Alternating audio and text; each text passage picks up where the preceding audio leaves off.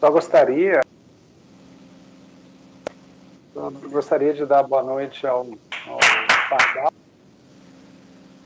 Alberto, é um prazer, a Neném também, que estará conosco. Né, a você agradecer, né, professora Simone, pela palestra.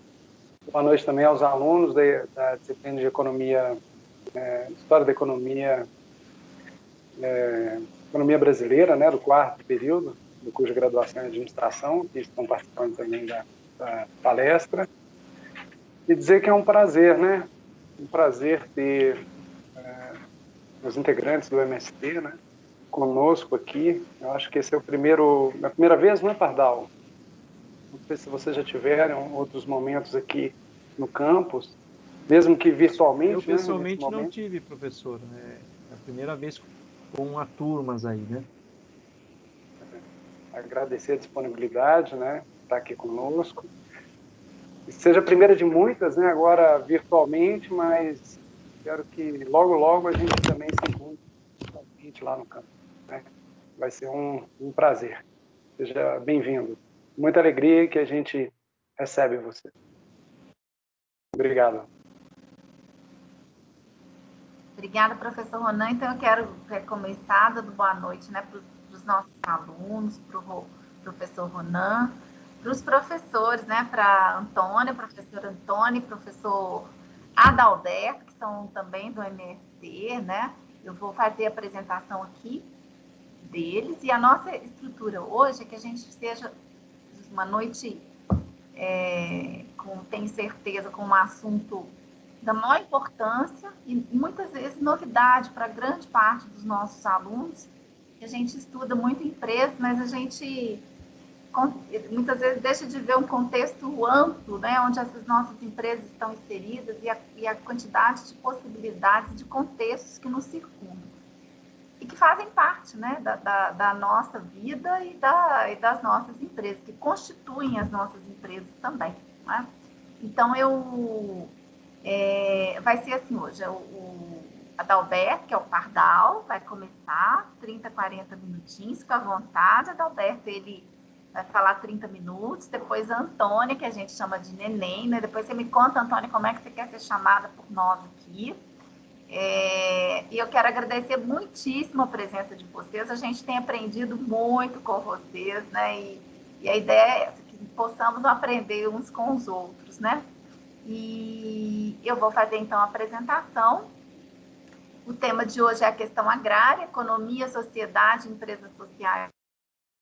O Adalberto Martins é o Pardal, e ele é engenheiro agrônomo, com mestrado na PUC São Paulo, em Ciências Sociais, doutorado na Geografia, na Universidade Federal do Rio Grande do Sul, está na direção-geral do MST do Rio Grande do Sul e participou e coordenou a Confederação das Cooperativas de Reforma Agrária no Brasil, de 1994 a 2002, representando São Paulo. A Antônia Ivoneide de Melo Silva, que é a Neném, é assentada da Reforma Agrária e da Direção Nacional do MST, dirigente do setor de produção, cooperação e meio ambiente. É graduada em Serviço Social pelo Pronera, na Universidade Estadual do Ceará.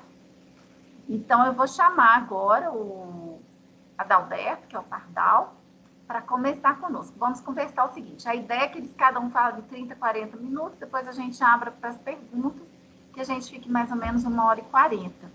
Os alunos que quiserem fazer pergunta podem mandar via chat, e eu depois, no final, se a gente tiver tempo e possibilidade, a gente abre as câmeras para vocês irem, abre a câmera, se apresentam e faz a pergunta, tá bom? Obrigada, então. Vamos começar, Pardal? Muito obrigada pela sua presença. E agora é com você. Muito bem. Muito obrigado, professora Simone. Muito obrigado, professor Ronan. Uma boa noite a essa juventude que estuda e trabalha, não é? É um prazer estar com vocês, não é? É a primeira vez que eu tenho oportunidade de estar trabalhando aí algum tema formativo aí com o Instituto Federal aí de Jacareí. Eu não sei se o nosso pessoal da Escola Florestan Fernandes já teve alguma outra oportunidade aí no campus, mas, enfim, sempre é um grande prazer estar nos nossos institutos e universidades aí conversando com a nossa juventude, né? Ainda mais esse tema, que é um tema que eu gosto muito, de história econômica. ainda que eu não tenho formação na área, aí vocês viram na descrição do currículo, na verdade, sou muito mais um curioso da história econômica, mas a questão agrária a gente, por estar na área, conhece, estuda, né, e é um tema para toda a vida, né?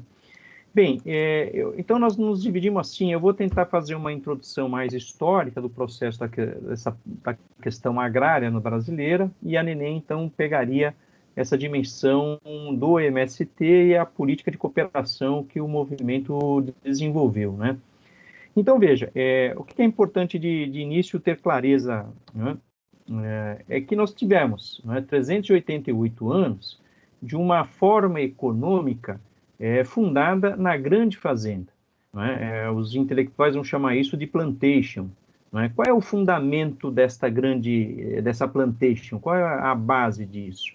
Primeiro é que ela é estruturada numa grande fazenda, ela é monocultora de um produto agrícola e esse produto é voltado para exportação.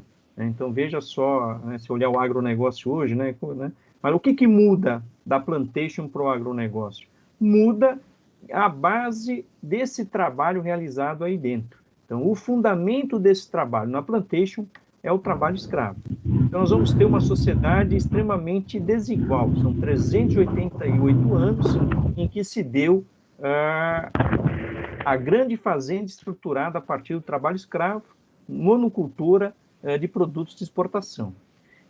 O regime fundiário que garante essas atividades foram as capitanias hereditárias. 1534, nós vamos estar, de fato, ocupando o território, quer dizer, a coroa portuguesa em 1534 decide essa ocupação. 1549 vai ter o governo geral, né? Então o Brasil vai sendo ocupado e posto ali uma lógica de uma colonização de exploração, né? E essa capitania hereditária ela está estruturada de unidades produtivas que são as sesmarias, e as sesmarias têm por base, né, a doação de terra. Então veja, nós vamos ter um largo processo de tempo em que o fundamento, o regime fundiário que organiza é a grande fazenda, mas com terras que a coroa portuguesa cede a colonos portugueses. Né? Até 1808 é uma data muito importante, mais importante até que a independência brasileira, porque aqui chega, né, a transferência de toda a nobreza portuguesa e todo um aparato estatal. Ele migra de Portugal para o Brasil ainda como metrópole, como colônia, ele acaba sendo a sede da metrópole portuguesa. Esses portugueses estão fugindo da Revolução Burguesa Europeia, não é? A guerras napoleônicas, a expansão do Estado burguês frente aos estados absolutistas, não é? Das nobrezas aristocráticas, feudais. Então, até 1808, nós vamos ter colonos portugueses recebendo terra. Só a partir de 1808, com a vinda da família real para o Brasil, que você vai ter a possibilidade de estrangeiros católicos receberem terra no Brasil, e aí começa um novo ciclo, que vai ser, eu não vou tratar aqui, mas vai surgir uma série de colonizações, não é? Seja ainda sobre a colônia e depois com Dom Pedro I e Dom Pedro II na forma do Império. Eu quero dizer a vocês que nós vamos ter 388 anos de uma economia fundada no trabalho escravo. Né? E isso vai marcar profundamente a nossa formação social e a formação da classe que domina, né? Que tem o controle da economia das terras e, portanto, tem um controle da política e do Estado, né? Colonial e depois o Estado nacional com a independência.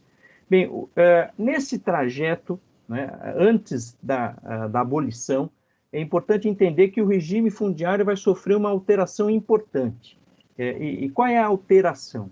Se eu disse a vocês que todo o acesso à terra era a partir de doações da coroa portuguesa, não é? Havia uma carta régia que, né, nomeava um colono português a ter 13 mil hectares, né, de terras. Esse era o tamanho de uma sesmaria, em média, poderia ser maior em alguns locais, por exemplo, na pecuária sertaneja do Nordeste era maior, né? Só que em 1822 esse sistema é suspenso, não é? Com a independência, ainda que Dom Pedro I, como já imperador, já se formando o Brasil, o Estado Nacional, ele vai usar as doações de terras para construir uma base política de sustentação do seu governo e da sua coroa, mas em 1850 isso muda radicalmente. E o que muda? É que se estabelece uma nova lógica de acesso à terra.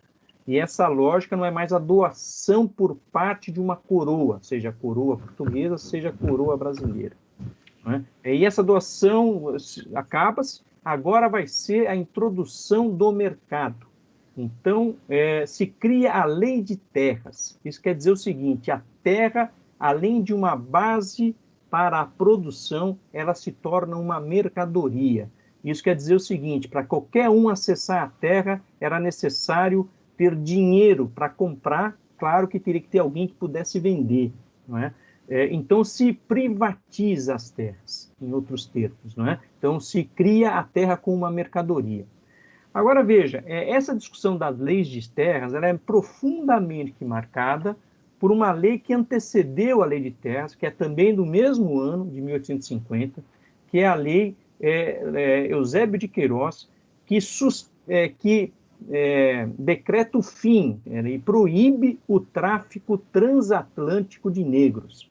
Não é? Então, em 1850, não tem mais como a grande fazenda, nessa época já é o café, 1850, mas ainda temos grandes fazendas de açúcar, não tem como renovar o plantel de mão de obra a partir da importação da África de força de trabalho negra, não é? Então, veja, isso é suspenso. Suspenso não, ele é proibido, acaba o tráfico transatlântico. De 1850 a 1860, essas grandes fazendas vão fazer a renovação desse plantel de escravos a partir do tráfico interno. Regiões como o Ceará, de onde vem a Neném, ou regiões como do Rio Grande do Sul, de onde eu moro agora, não é? Eles vão vender as suas escravarias para esses centros dinâmicos aí, né? Que é o Vale do Paraíba, no Rio de Janeiro, no café, o Planalto Paulista está chegando, o café já em 1850, em certa medida o Nordeste canavieiro. Né? Então vai ter uma migração dessa força de trabalho escravo. Mas isso se esgota em 1860. Mas o que eu quero dizer, duas coisas aqui que é importante, é que a lei de terras é marcada não só pela discussão de acesso à terra do regime fundiário, mas ele é marcado justamente pela possibilidade de renovação dessa mão de obra. Como que essas grandes fazendas irão renovar esse plantel de trabalhadores, agora escravos, não é? Se está proibido o tráfico de negros. Então, a forma foi cercar a terra, deixar, a pessoa deixa de ser cativa, mas a terra se torna um cativeiro. Não é? Por que a pessoa deixa de ser cativa? Porque estava já posto em 1850 que teria que terminar a escravidão. Ainda que a classe dominante, a oligarquia rural brasileira empurrou isso, de 1850, empurrou isso até 1888, quando nós vamos ter a abolição. Não é? Então, observem que a lei de terras é marcada por um debate que antecede a ela, que é justamente como que, ao terminar, não é, a escravidão, eu, fazendeiro, vou renovar o meu plantel de trabalhadores aqui dentro. Então, a forma foi o quê? Colocando uma fronteira, colocando uma cerca sobre a terra, e a terra, então, não pode ser mais livre, de livre acesso. Então, as pessoas vão ter que trabalhar, se assalariar, ter dinheiro para comprar terra. Não é? Claro que esse processo de legalização da lei de terras pressupunha mecanismos que só a classe dominante ou os possuidores de terras conseguiam declarar as suas posses e transformar as suas cartas régias em títulos de propriedade. Isso se dava em espaços como as paróquias das igrejas, não haviam cartórios, então isso tudo se dava por declaração do fazendeiro. Bem, estou dizendo isso que aí muda o regime fundiário, ainda que não tenha mudado o fundamento do trabalho, né? 1850 ainda é trabalho escravo, que vai até 1888. Bom, em 88 vem a abolição, e com a abolição cai o império, muda, é tão forte a escravidão no Brasil, o fundamento da organização societária e econômica do Brasil, que acabou a abolição, muda o modo de governo do país. deixa de ser império e entra a república, né? Então, é uma mudança que está muito associada à forma de exploração dos trabalhadores e à forma de geração de riqueza no país. Bom, só que, no entanto, a república, quando ela nasce sob o controle desses senhores possuidores das terras, desta oligarquia rural, não é? E desse setor exportador de café, de açúcar, não é? Então, esta é a hegemonia da República Velha, não é?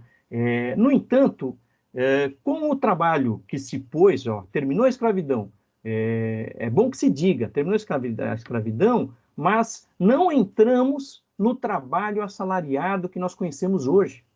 No campo, o trabalho assalariado vai vir tardiamente. Então, nós vamos ter trabalho livre, mas não necessariamente assalariado, não é? E esse trabalho livre, ele é um trabalho livre, mas subordinado à grande fazenda e aos mandos dos senhores das terras, não é? Então, veja, esses senhores das terras, ainda que eram uma nobreza, era uma oligarquia que tinha uma certa riqueza, era uma classe que dominava e controlava o aparelho do Estado, a política e a economia, por ser detentor das fazendas. Esses senhores não tinham ainda uma riqueza acumulada suficiente para pagar mensalmente o salário como nós conhecemos hoje. Então, não se colocava naquele tempo histórico um contrato impessoal de trabalho, uma remuneração totalmente monetarizada, não é? E mensal, pago para esse indivíduo. A nossa economia, nesse período da República, não havia moeda suficiente para lastrear o pagamento pleno de salário mensal. E não havia acumulação de riqueza ou acumulação de capital suficiente para se pagar plenamente um trabalhador assalariado nessas fazendas. Então, qual foi o mecanismo adotado no trabalho livre em substituição ao trabalho escravo? Né? Foi manter esse trabalhador dentro da fazenda ou receber novos trabalhadores dentro da fazenda. Então, veja, esse trabalhador dentro da fazenda não é o trabalhador impessoal, é ele e sua família. E por que a família é fundamental? Porque vai ser justamente a mulher e os filhos desse trabalhador dentro da fazenda, é esta mulher e esse filho que vai fazer uma lavoura de subsistência, que vai custear esta mão de obra. Então, veja, quando o fazendeiro renova, substitui o trabalho escravo por trabalho livre, nessa condição de morador dentro da fazenda, eu vou pagar a você um dito salário, daqui a pouquinho explico o que é esse salário, mas você, trabalhador, vai ter acesso a um pedacinho de terra para uma lavourinha de subsistência, vai ter acesso a uma moradia, pense uma choupana, né, uma coisa muito precária, mas vai ter acesso à água, vai ter acesso à lenha. Né? Então, você percebe que aquilo que esse trabalhador recebe do fazendeiro, ele não é suficiente para a reprodução dele e da família. Na verdade, é a família que tem que trabalhar para garantir a outra parte, geralmente uma parte importante, para a reprodução social desses indivíduos. Mas isso ocorre dentro da fazenda, não é? Ainda sob que trabalho livre. No entanto, a situação é tão precária num campo, no interior norte, que nós estamos falando de 1888, 1900, né, em que a maior parte da população está no campo, você já tem cidades, você já está vivendo um ciclo de urbanização, você já está iniciando uma industrialização, não é? Capitais, inclusive do café, estão financiando, não é? A indústria, financiando o sistema bancário, inclusive, não é? Sociedades anônimas vão aparecer aí, lastreado no café. Então, você vê as ferrovias do Oeste paulista, parte delas são sociedades anônimas, que os fazendeiros de café são os acionistas. Mas isso ainda não lhe caracteriza uma sociedade urbana industrial, não é? Mas o fundamento do principal da força de trabalho é o campo. E o campo está sobre uma relação, não é, de trabalho livre, mas eu quero deixar muito claro, é um trabalho livre subordinado, subalternizado. É um trabalho livre que gera uma dependência pessoal das pessoas. Então, por que da dependência? Porque para mim me manter na fazenda, eu trabalhador, ou para mim acessar uma nova fazenda, eu preciso da autorização do dono da terra, né? E isso significa um vínculo de dependência, né? Porque ao ser aceito na fazenda, eu tenho algumas condições. Então, eu sou um morador de condição, né? E isso vai gerar uma relação de lealdade. Veja, eu estou dizendo isso porque a situação é tão precária para o camponês e para o trabalhador do campo, é melhor ele estar dentro dessa relação na fazenda do que fora, porque fora as alternativas de subsistência são muito precárias, mesmo tendo uma posse, uma lavourinha, não é? É muito precário. Então, ao ser aceito nessa grande fazenda, eu tenho uma gratidão ao Senhor. Eu tenho uma lealdade a esse Senhor das terras, não é? E geralmente eu também venho, ao ser aceito, eu também me subordino a uma lógica eleitoral em que eu sou obrigado a votar naquele fazendeiro que coordena a região. Então eu tenho uma fidelidade política. E a República Velha vai ser marcada por grandes processos de corrupção eleitoral, não é? De muitos desvios. Nós já temos eleições a presidente e vice-presidente, né? Mas as oligarquias vão ser uma peça-chave por controlar essa massa de votantes, por estarem subordinadas às grandes fazendas, né? Então, veja, a gente vai ter um trabalhador livre, mas subalternizado nas grandes fazendas. Inclusive, nós vamos viver ciclos, pegue o café em São Paulo, em que nós vamos ter a introdução de uma relação de trabalho que vai ser denominada de colonato, que é trabalhadores imigrantes, italianos e espanhóis, sobretudo, que vão ser arregimentados na Europa, numa Europa em crise, né? E vão ser são camponeses europeus, espanhóis e italianos, que vão vir trabalhar nas grandes fazendas de café sobre essa relação de trabalho chamado colonato, mas que é marcada por essas relações de dependência pessoal, não é? Bem, isso vai ser alterado, sobretudo no pós-guerra.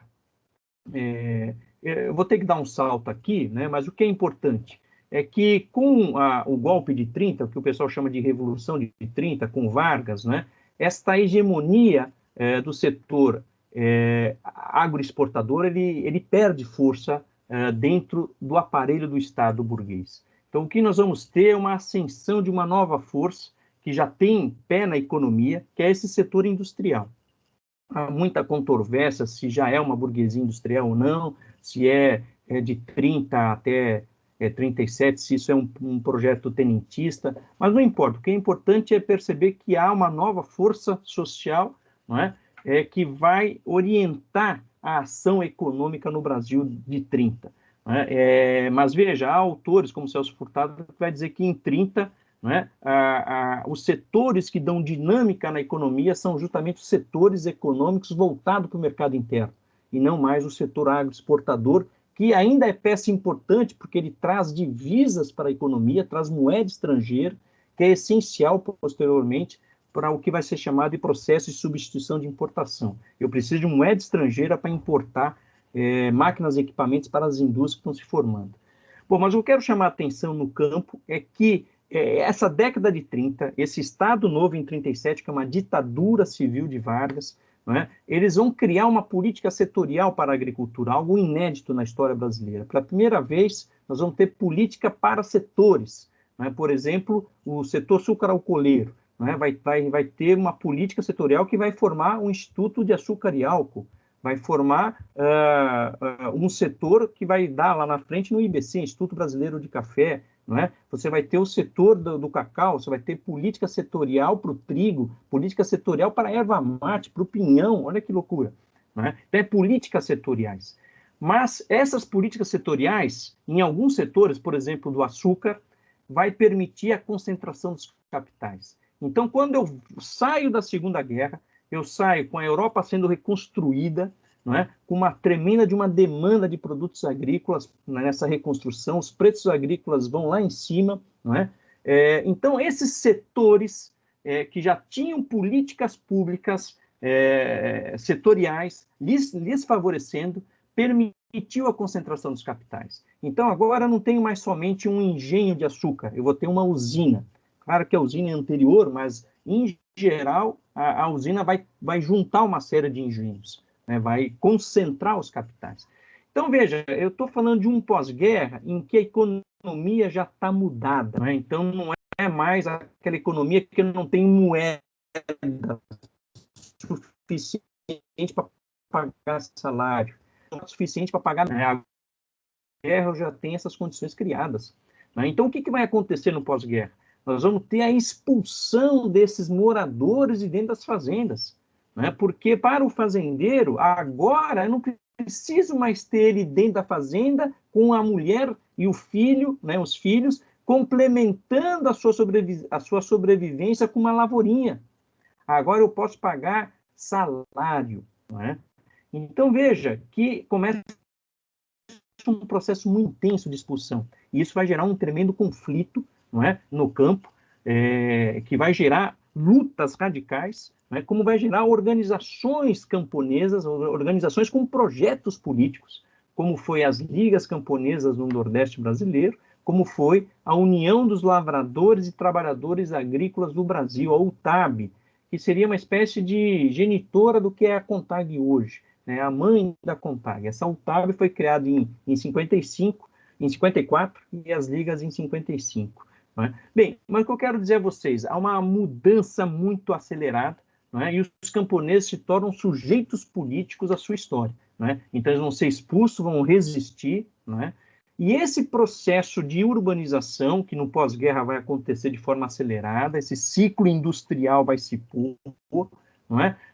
O que eu quero dizer é que há uma série de investimentos de infraestrutura que o Estado brasileiro vai fazer, que vai valorizar o preço da terra. E essas obras de infraestruturas não é só grandes barragens, mas é sobretudo estradas, não é? Isso vai gerar a grilagem de terras públicas, não é? E isso vai colidir com uma série de comunidades camponesas que estavam ali já seculares, não é? Vivendo na sua comunidade, que vão ser grilados, vão ser expulsos, então vai gerar muitas lutas mesmo, né? Então o interior do Brasil explode.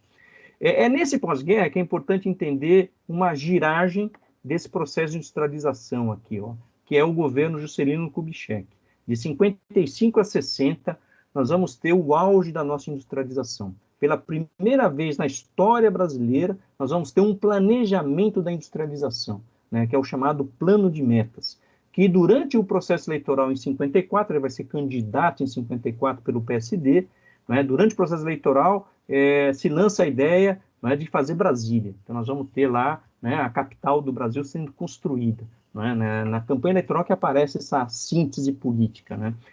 Mas o que eu quero dizer, tem duas coisas que são importantes do plano de metas. Claro, o plano de metas é aquela meta que era, olha, 50 anos em 5. Esse era o discurso político de Juscelino na campanha. Não é? Não foi 50 anos em 5, mas introduziu no Brasil a indústria de bens de capital, que é a indústria que gera máquinas e equipamentos para as outras indústrias. Não é? Então, é o auge da nossa industrialização, ainda que concentrada, ainda muito localizada em São Paulo, Rio, Belo Horizonte, não é? E esse processo de industrialização permitiu um pacto político com as oligarquias. Então, o Juscelino, ele não mexe, não é, na estrutura fundiária brasileira. Não é? Então, ele vai fazer um acordo político aí para seguir com o processo de industrialização. Esse acordo já era lastreado, já tinha sido formulado atrás com o Vargas, na década de 30, não é? Quando ele, com o Estado Novo, ele vai iniciar o processo de industrialização brasileira, né, com a Companhia Siderúrgica Nacional, em 43, a Vale do Rio Doce, em 44. Vargas, além das políticas setoriais, ele vai fazer colonização na fronteira agrícola. Vai surgir Mato Grosso do Sul, vai surgir a cidade de Dourados e todo aquele monte de pequenas cidades que hoje existem lá, é produto desse ciclo de colonização. Vai ter a colonização em Goiás, no município de Séries. Então, ele não mexe, Vargas não mexe por esse acordo velado, né, não é explícito, ele não mexe nas áreas tradicionais da agricultura da grande fazenda. Então, ele vai para a fronteira agrícola e faz política setorial, né, para permitir avançar a industrialização. A mesma coisa vai acontecer com o JK. Então, ele vai acelerar com a ideia de Brasília os investimentos em infraestrutura, valorizando as terras. Aí que está o acordo. As oligarquias não se põem contra o projeto de industrialização, porque essas obras de infraestrutura do Estado brasileiro, em torno do desenvolvimento urbano e industrial, permite a valorização dessas terras no interior. Bem, então veja que a gente vai perdendo várias oportunidades históricas de realização da reforma agrária. Né? Lá atrás, com a abolição da escravidão, é o primeiro grande momento que nós poderíamos fazer a reforma agrária, colocar esses negros recém-libertos tendo acesso à terra. Né? Seria um tremendo de um mecanismo de desenvolvimento econômico, mas isso foi vetado. Depois, em 30, com o golpe de 30, a Revolução de 30, quando desaloja o setor agroexportador do aparelho do Estado. Aqui poderia avançar com a reforma agrária, mas Vargas recuou. E agora, na década de 50 e 60, também se nega a fazer a reforma agrária, ainda que nesse momento da história nós temos um forte movimento camponês, né, em luta no país. E é esse movimento em luta que vai pautar um dos temas que na década de 60 vai ganhar muita repercussão, que é as reformas de base. Né? Então, nós vamos ter uma disputa na sociedade brasileira, né? Nós vamos ter um avanço das forças populares, e o campo ele é um setor protagonista desse processo. Não é? Então, nós vamos ter as reformas de base, um anúncio das reformas de base, uma disputa eleitoral. Não é? Nós vamos ter, em 60, a eleição de Jânio Quadros, não é? Para presidente, e o João Goulart para vice-presidente, que são partidos diferentes. O Jânio é da UDN, o Jango já é do PTB, o trabalhismo de Vargas. Então, antes se votava, desde 45, né, se vota separadamente para presidente e para vice. O Jânio Quadros vai renunciar em agosto de 61, isso vai abrir uma crise política imensa, não é? Tem toda uma história aí, né? Vai vir um parlamentarismo, mas, enfim, o que é importante? O Brasil está numa grande disputa política onde os trabalhadores e os camponeses estão em ascenso, né? E as reformas de base é a grande bandeira. O que tem a reforma de base? É a reforma agrária, é a reforma bancária, é a reforma tributária, é a reforma das universidades, é a reforma do Código Eleitoral, porque aqui se discutia, né, que analfabeto tinha que votar, se discutia que cabos e soldados podiam votar e ser votado, que era proibido. Bem, enfim, qual foi o desenlace desse grande impasse da luta pelo desenvolvimento nacional brasileiro? Foi o golpe de 64. Então, a classe dominante recorre ao golpe, né? E aí fecha o país. Né? Os primeiros a serem reprimidos são os camponeses, por seu setor de ponta na sociedade e na luta, e depois, em 67 e 68, vai ser o movimento estudantil e o movimento operário.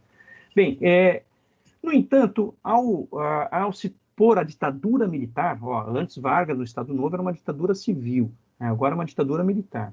É claro que nesse ciclo de governo autoritário, você vai ver formar, né, na economia os grandes monopólios. Então, muitos autores vão chamar esse período pós-64 de formação do Estado capitalista monopolista.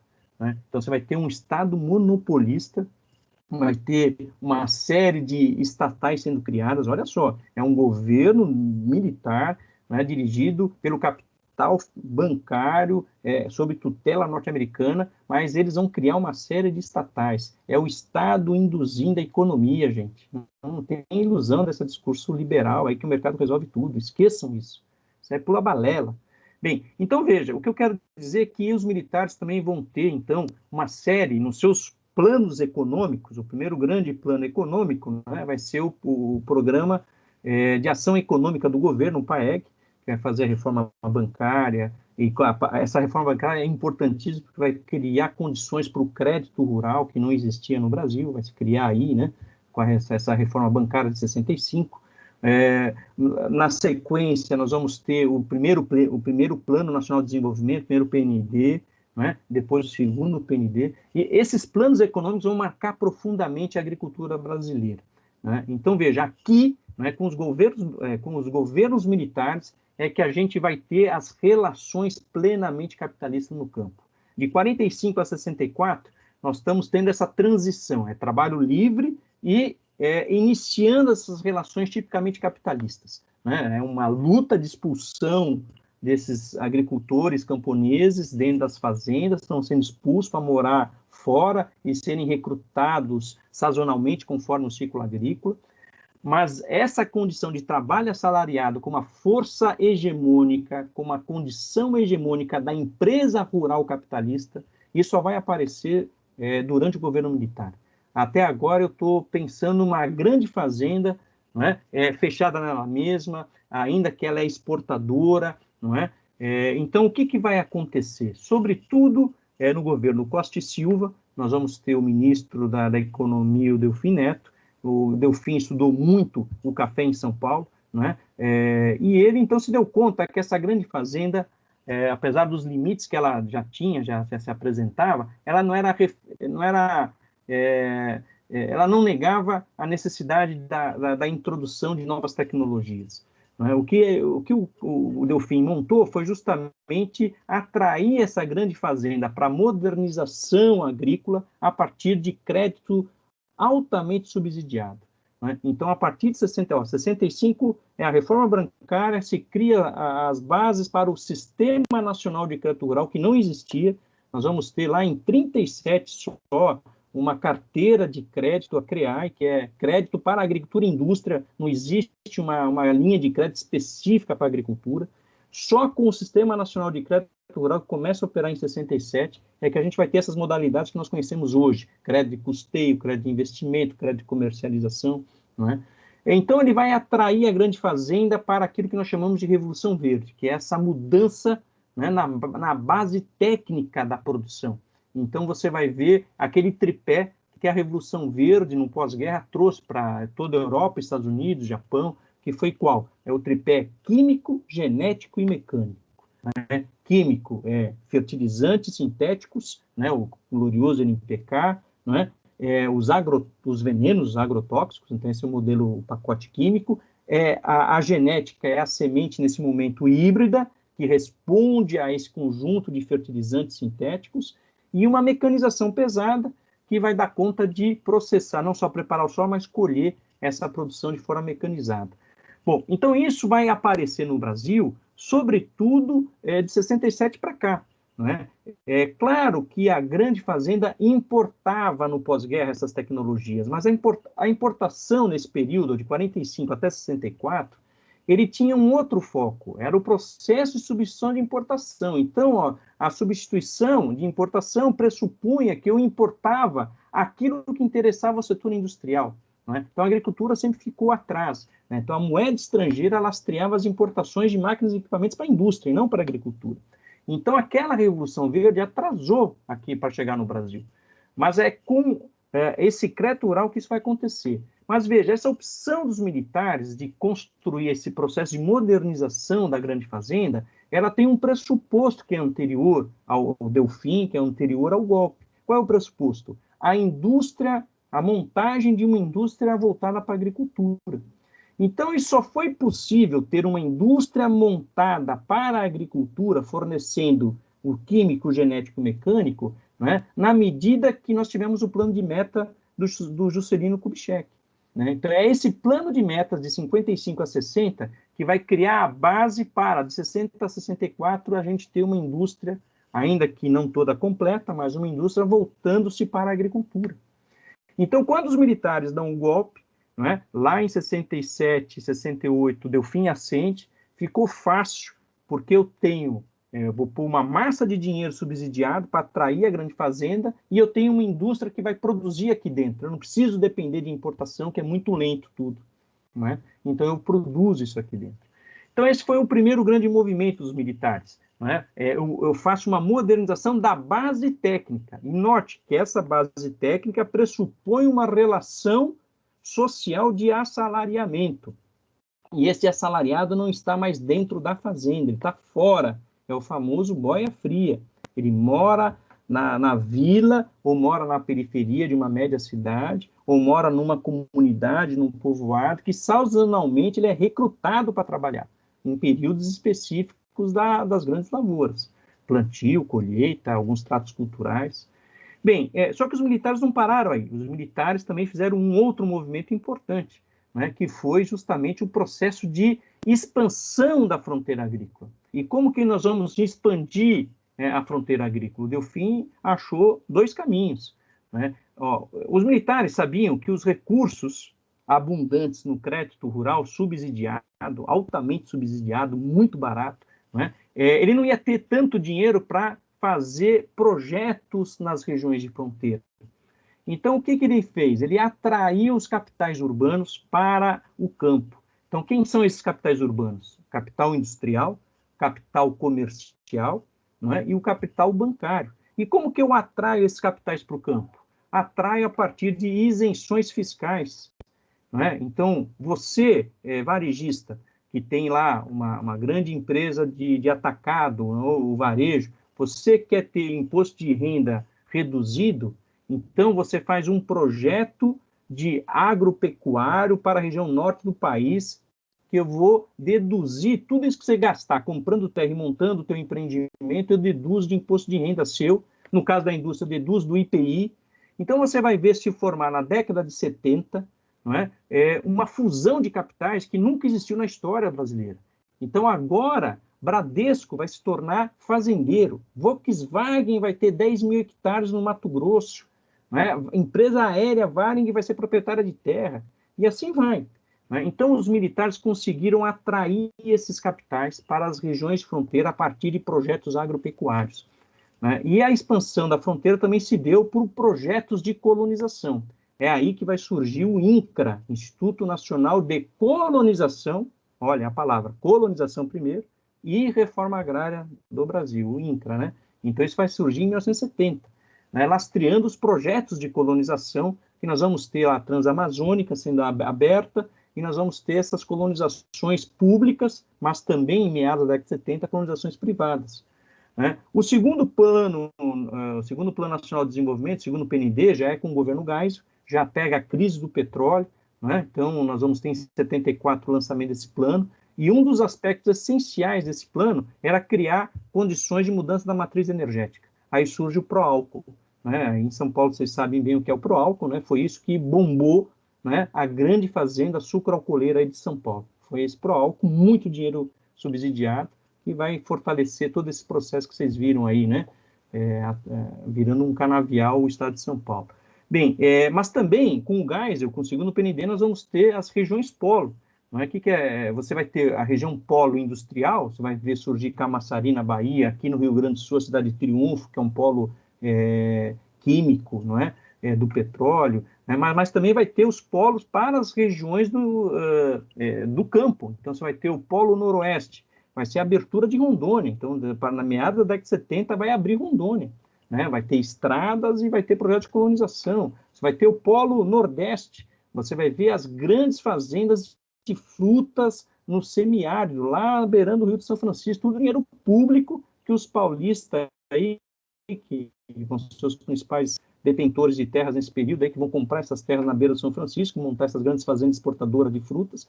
Você vai ver a ocupação do Cerrado, que é o polo centro. Inclusive, no polo centro, você vai ter a primeira holding do campo formando-se aí, não é? Já no final da década de 70, com capital japonês, né, envolvido nesse processo.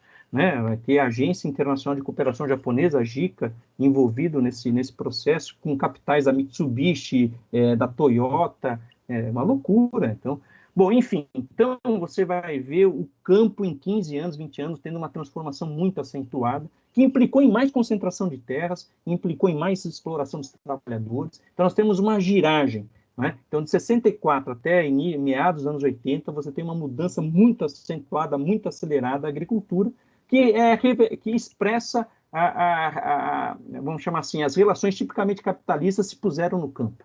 Ainda que, a par disso, nós vamos ter uma imensidão de camponeses com vários tipos de relação com o ambiente, com as relações sociais, que não são assalariados, mas vão ficar marginalizados, não é? E nessas regiões de fronteira, eles vão ser incorporados nesse processo de expansão, não é? O capital comercial, não é? E o capital bancário vão submeter esses camponeses a partir de empréstimos e de trocas também desiguais de preços, vai captar esse trabalho excedente desses camponeses, não é? A partir desses mecanismos comerciais. Bom, mas o fundamento é o trabalho assalariado. Na grande fazenda é o que vai chamar de empresa rural, né? Inclusive, os militares vão lançar, já em 64, novembro de 64, né, eles vão chamar do Estatuto da Terra. Esse Estatuto da Terra, né, que é muito moderno, que a gente já está indicando essa modernização da agricultura. Ele foi, na prática, eles pegaram um plano que já estava sendo formulado antes com o Goulart. Mas, enfim, ele é muito moderno, é ele que vai criar essas categorias de latifúndio por dimensão, latifúndio por exploração, minifúndio e empresa rural.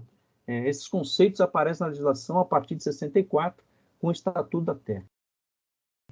O que eu quero dizer é que uma das contradições, já tem 40 minutos aqui da fala, mas indo para os finalmente, uma das contradições desse processo de modernização da agricultura, eu prefiro chamar de processo de industrialização.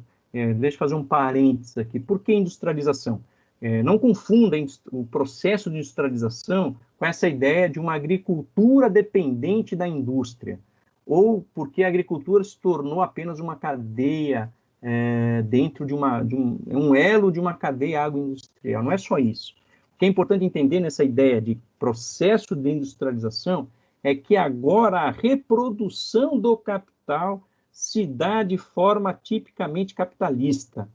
É capital que compra meios de produção, compra força de trabalho, que em processo de produção gera uma mercadoria que, ao ser vendida, repõe o capital que eu investi e gera um filhotinho chamado mais-valia.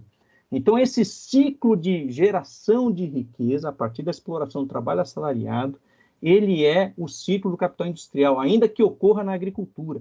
Por isso que, na concepção marxista, a agricultura é igual à indústria do ponto de vista da reprodução do capital, ainda que tenha diferenças ambientais nesse processo. Não é? Mas o que eu quero chamar a atenção é que o processo de industrialização é justamente a introdução dessa lógica de economia de reprodução ampliada do capital. Não é? Isso não pode ser confundido com a modernização da base técnica. É também isso. Não é? Então, cuidado com os conceitos aí, né? Bem, para a gente ir finalizando, uma das contradições é o surgimento do MST. Então, o MST surge como produto desse desenvolvimento capitalista no campo. Mas o MST já vai enfrentar um campo que não é o mesmo campo que as ligas camponesas enfrentaram na década de 50 e 60. Agora eu estou enfrentando um campo que vai ter o fazendeiro, né, especulador, né, nós brincamos aí, com perdão da palavra, o gigolô de vaca, não é? Mas nós vamos enfrentar, sobretudo, o capital na agricultura. É a Volkswagen, é a Varing, é o Bradesco que se tornaram fazendeiros. Então já é uma nova lógica e o inimigo ficou muito mais poderoso. Bem, então essa é uma... quais são as teses que nos fundam, não é? Nós vamos dizer isso, lá em 84, no primeiro encontro nacional do MST, em Cascavel, nós vamos criar o MST em 84, e uma das teses que nos fundam é essa, olha, o processo de desenvolvimento econômico brasileiro não precisou da reforma agrária, como se fez na Europa, nos Estados Unidos, que fizeram a reforma agrária para desenvolver. Aqui se deu por um outro caminho, que foi essa modernização conservadora.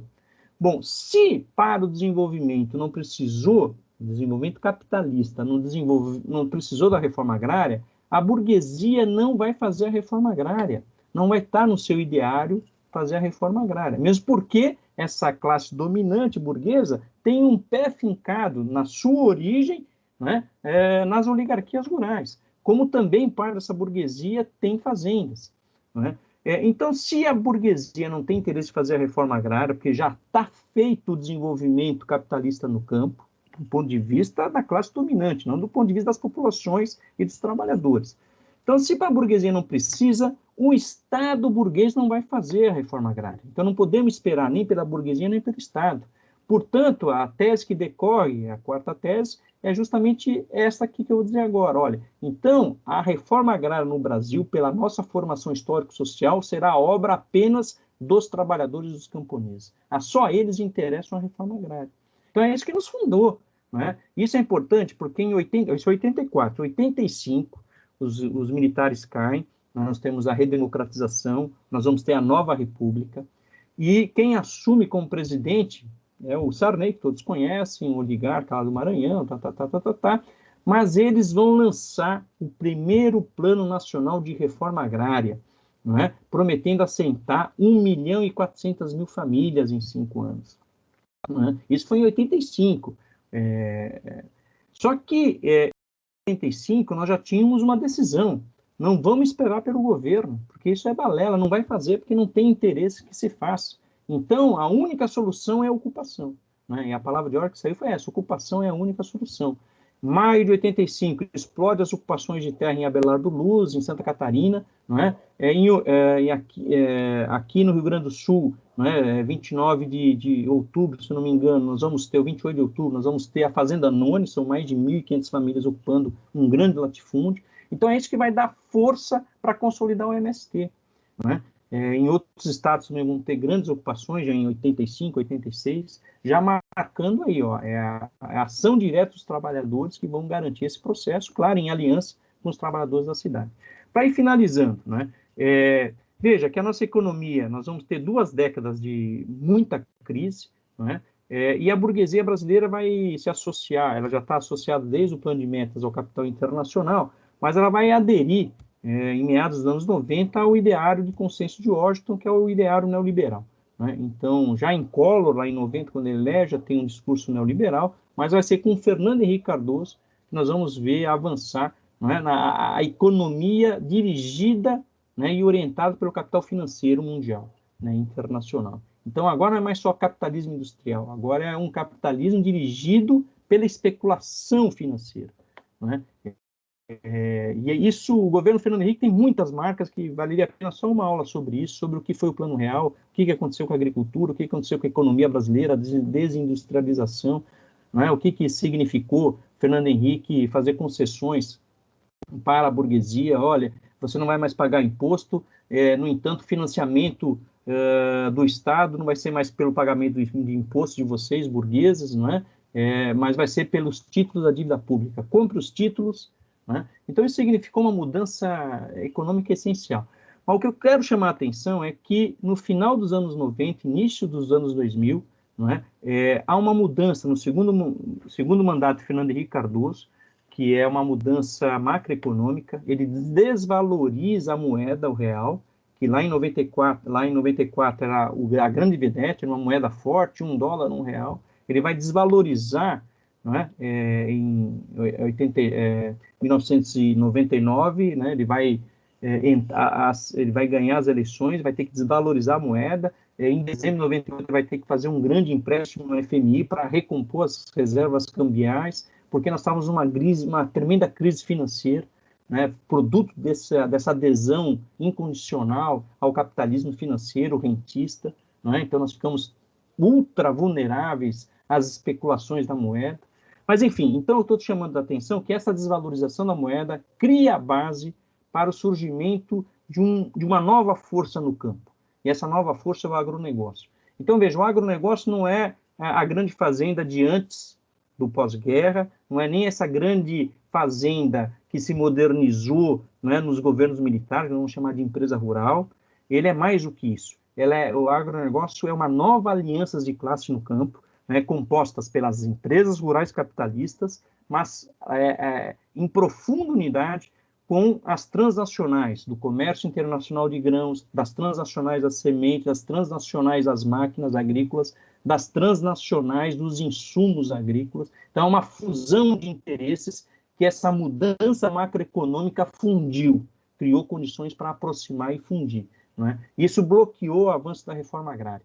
Não é? E o governo Lula, Dilma, não rompe com o capital financeiro, então segue precisando, né, dessa lógica agroexportadora ou mineral exportadora, que é justamente fazer saldo na balança comercial para ter reservas internacionais, quer dizer, dólar no caixa do Banco Central, para dar segurança ao especulador internacional vir na nossa economia e especular e ir embora.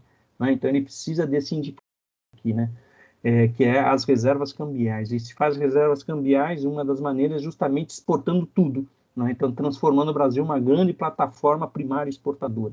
Bom, então o agronegócio é isso, é uma nova força, uma nova aliança, mas ela é a expressão do capital financeiro na agricultura.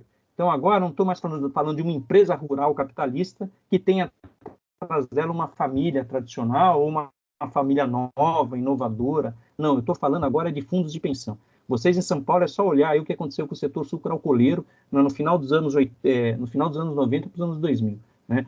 Se abriu os capitais de todas essas grandes famílias aí sucroalcooleira, não é? E o capital internacional, a Cargill foi o grande exemplo, entrou bombando aí, ADM, Dreyfus, né? Então agora, eu não estou mais falando de uma empresa rural capitalista qualquer, estou falando de um fundo de investimento que está atrás, estou falando de uma seguradora, estou falando de um fundo de pensão, eu estou falando de um banco. Então, o agronegócio é a expressão dessa nova realidade do capital financeiro na agricultura, que tem também o seu modelo tecnológico, né, que é a agricultura de precisão. Né? É por isso que surgem os transgênicos aí também nesse período. Né? Enfim, tem muita coisa para a gente conversar. Mas eu queria chegar nisso, né, e todo esse processo simplesmente excluiu as pessoas, né? Então eliminou postos de trabalho, o agronegócio segue eliminando, é só ver o censo, né? Diminuiu 1,5 milhão de postos de trabalho na agricultura, pegue o censo de 2006 e compare com 2017, concentrou ainda mais a terra, né? Desastres ambientais são imensos, né? E agora, na sanha bolsonarista, Temer e Bolsonaro, o que a gente vê é a apropriação, uma sanha de se apropriar as terras devolutas, as terras que pertencem à União e, portanto, pertencem à população brasileira, né? Então, essas terras que estão sendo apropriadas indevidamente pela grande fazenda, por essa dita empresa rural capitalista, bonita empresa, né? Mas são uns picaretos que estão incorporando terra pública sem pagar um tostão, não é? Por isso que está tendo tanta fogo, tanta queimada no Pantanal para entrar. No Pantanal é para entrar cana, gente. Olha que tragédia. Né? E na região da floresta amazônica é pasto, depois soja. Né? Então é uma tragédia esse modelo. Enfim, tem um monte de contradições aí. Né? Bom, então é isso que eu queria, 2 minutos aqui no meu reloginho aqui, né? Parar por aqui e deixar para a gente conversar mais. Tá bem? Um grande abraço, gente. Eu fico aqui para o debate, vamos ver a neném aí. Claro, fique aqui conosco, eu quero agradecer, depois a gente comenta, mas assim, eu não quero deixar passar despercebida a importância, eu estava pensando aqui, né, professor Ronaldo, dos nossos alunos, assim, terem a oportunidade de refletir sobre isso, porque a gente na administração, lá nos fundamentos, nas teorias da administração, a gente estuda um modelo muito americano, né? E a gente estuda o início da industrialização americana, o que acontece, e a nossa história fica muito perdida. Então, estarmos juntos, né, nessa noite. Eu espero que em outros debates, em outras situações, enfim, vários grupos e vários setores representativos da sociedade, né, que a gente possa pensar o que somos nós, né, e não esse modelo mimético, né, de imitação do que é feito lá fora. A gente só olhando para o que nós somos e entender essa nossa construção histórica, né, é que a gente consegue entender o que trazer um pouquinho mais para a gente continuar. O professor Ronan quer fazer um comentáriozinho, ou posso chamar a Neném? A Neném. Gostaria de agradecer, claro, né, ouvir a Neném e depois a gente fazer os comentários. É sempre muito bom ouvir o Pardal. Sempre muito bom. Antônia, então, Antônia Ivoneide de Melo Silva, ela é assentada da direção nacional do MST, dirigente do setor de produção, cooperação e meio ambiente. Eu já falei, né, gente? É graduada em serviço social pioneiro na universidade, mas vale a pena, estadual do Ceará, vale a pena falar de novo. Neném. A Neném teve um problema na câmera, a gente já testou. Se alguém puder nos ajudar, a gente corrige, senão ela vai falar para a gente não perder a fala dela. Antônia, Neném, seja bem-vinda. Boa noite. Estão ouvindo bem? Estamos, te ouvindo muito bem. Eu não consigo, não aparece a câmera aqui, o videozinho aqui no meu celular. Eu estou falando do celular, porque eu não consegui no computador. Hoje à tarde a gente testou, foi bem, né? Conseguimos no computador. Foi perfeito. Agora eu estou conseguindo, infelizmente, assim, para ver, mas vamos lá, se alguém souber aí me orientar, onde é que eu acho esse negócio aqui essa vida boa. Alguém acha que pode nos ajudar, gente? Eu não sei o que a gente fez de tarde, mas deu tudo certo, né? Eu consegui abrir o computador, porque eu estava com o celular aberto, mas não vi a câmera. Aí cliquei no computador, consegui abrir, só que eu já tentei desde dele e não consegui. Mas para não perder mais tempo e não cansando muito mais, vamos tocar por aqui conversando mesmo, que a gente, em outro momento, a gente vê. A gente Então, se vê.